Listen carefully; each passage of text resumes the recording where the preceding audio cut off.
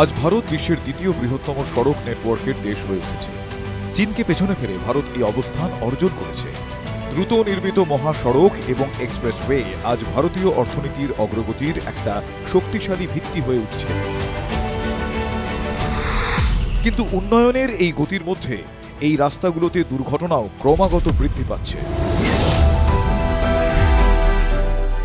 সড়ক পরিবহন ও মহাসড়ক মন্ত্রকের মতে ভারতে প্রতিদিন 1200টিরও বেশি সড়ক দুর্ঘটনা ঘটে এবং প্রতি বছর 80,000-এরও বেশি মানুষ এতে প্রাণ হারান। এই দুর্ঘটনাগুলোর কারণে দেশের জিডিপিতেও প্রায় 5 থেকে 7% ক্ষতি হয়। 2021 সালে সারা দেশে প্রায় 37.3% সড়ক দুর্ঘটনার সঙ্গে জড়িত ছিল বাণিজ্যিক যানবাহন। দেশে দ্রুত বর্ধনশীল এই সড়ক দুর্ঘটনার অনেক কারণ থাকতে পারে, তবে এখানে লক্ষণীয় বিষয় হলো আমাদের সকলের অংশগ্রহণে এই ক্রমবর্ধমান দুর্ঘটনা কমানো সম্ভব।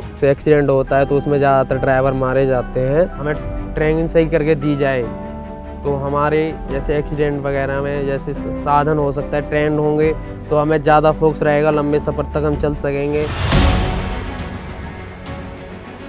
আজ দেশের সারথীদের আধুনিক প্রযুক্তি এবং সঠিক দক্ষতার মাধ্যমে সক্ষম করা প্রয়োজন, যাতে দেশে কেবল সড়ক দুর্ঘটনাই কমানো নয়, বরং আমরা জীবন ও সম্পদের ক্ষতিও কমাতে সফল হতে পারি।